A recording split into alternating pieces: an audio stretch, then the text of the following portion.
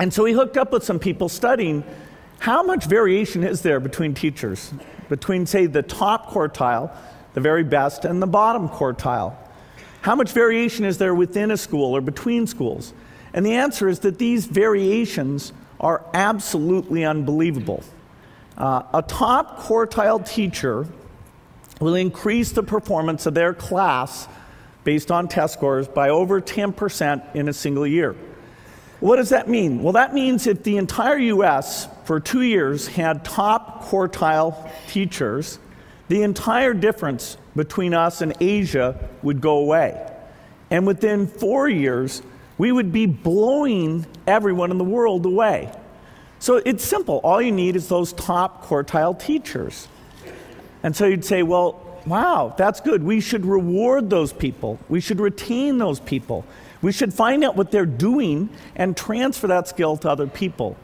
But I can tell you that absolutely is not happening today. What are the characteristics of this top quartile? What do they look like? You might think, well, these must be very senior teachers. And the answer is no. Once somebody is taught for 3 years, their teaching quality does not change thereafter. The variation is very, very small. You might think, well, these are people with master's degrees. They've gone back and they've gotten their master's of education. This chart takes 4 different factors and says, how much do they explain teaching quality? That bottom thing, which says there's no effect at all, is a master's degree. Now, the way the pay system works is there's 2 things that are rewarded. One is seniority, because your pay goes up and you vest into your pension. And the second is giving extra money to people who get their master's degree. But it in no way is associated with being a better teacher. Teach for America, slight effect. For math teachers, majoring in math is a measurable effect. But overwhelmingly, it's your past performance. There are some people who are very good at this.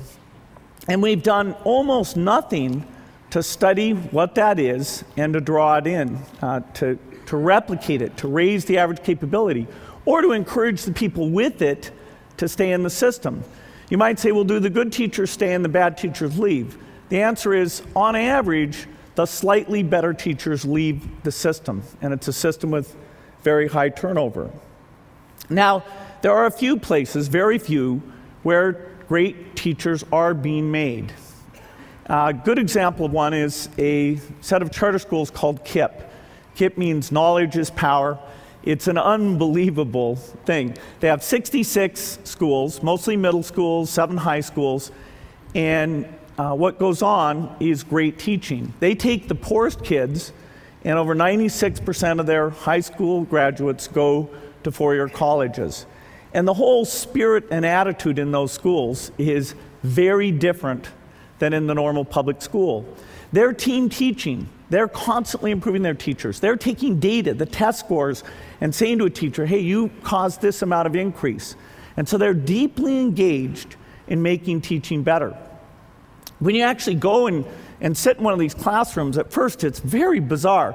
I sat down and I thought, what is going on? The teacher was running around and the energy level was high. I thought, well, I'm in the sports rally or something. What's going on? And the teacher was constantly scanning to see which kids weren't paying attention, which kids were bored, and calling on kids rapidly, putting things up on the board. It was a very dynamic environment because particularly in those middle school years, 5th through 8th grade, keeping people engaged and setting the tone that everybody in the classroom needs to pay attention.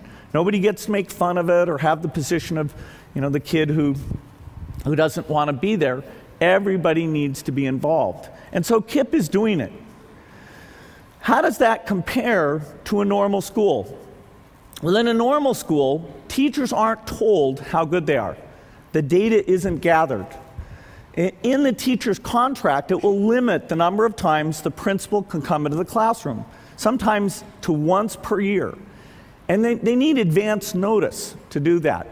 So imagine running a factory where you've got these workers, some of them just making crap, and the management is told, hey, you can only come down here once a year, but you need to let us know because we might actually fool you and try and do a good job in that one brief moment. Even a teacher who wants to improve doesn't have the tools to do it. They don't have the test scores. And there's a whole thing of trying to block the data. For example, New York passed a law that said that the teacher improvement data could not be made available and used in the tenure decision for the teachers. And so that's sort of working in the opposite direction. But I'm optimistic about this. I think there's some clear things we can do. First of all, there's a lot more testing going on, and that's given us the picture of where we are. And that allows us to understand who's doing it well and call them out and find out what those techniques are. Of course, digital video is cheap now. Putting a few cameras in the classroom and saying that things are being recorded on an ongoing basis is very practical in all public schools. And so every few weeks, teachers could sit down and say, okay, here's a little clip of something I thought I did well. Here's a little clip of something I think I did poorly.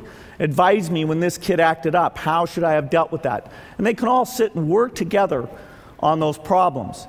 You can take the very best teachers and kind of annotate it, have it so everyone sees who is the very best teaching this stuff. You can take those great courses and make them available so that a kid could go out and watch the physics course, learn from that. If you have a kid who's behind, you would know you could assign them that video to watch and review the concept. And in fact, these free courses could not only be available just on the internet, but you could make it so that DVDs were always available, and so anybody who has access to a DVD player can have the very best teachers. And so by thinking of this as a personnel system, we can do it much better.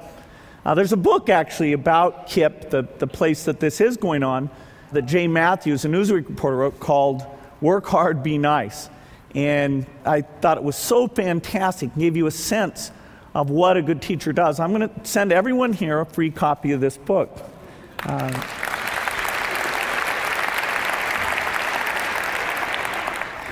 Now, we put a lot of money into education, and I really think that education is the most important thing to get right for the country to have as strong a future as it should have. In fact, we have in the stimulus bill, it's interesting, the House version actually had money in it for these data systems, and was taken out in the Senate because there are people who are threatened by these things. But I'm optimistic. I think people are beginning to recognize how important this is, and it really can make a difference for millions of lives if we get it right. Well, I only had time to frame those two problems. There's a lot more problems like that. AIDS, pneumonia. I can just see you're getting excited just at the very name of these things. And the skill sets required to tackle these things are very broad. You know, the system doesn't naturally make it happen. Governments don't naturally pick these things in the right way. The private sector doesn't naturally put its resources into these things. So it's going to take brilliant people like you to study these things, get other people involved, and you're helping to come up with solutions. And with that, I think there's some great things that will come out of it. Thank you.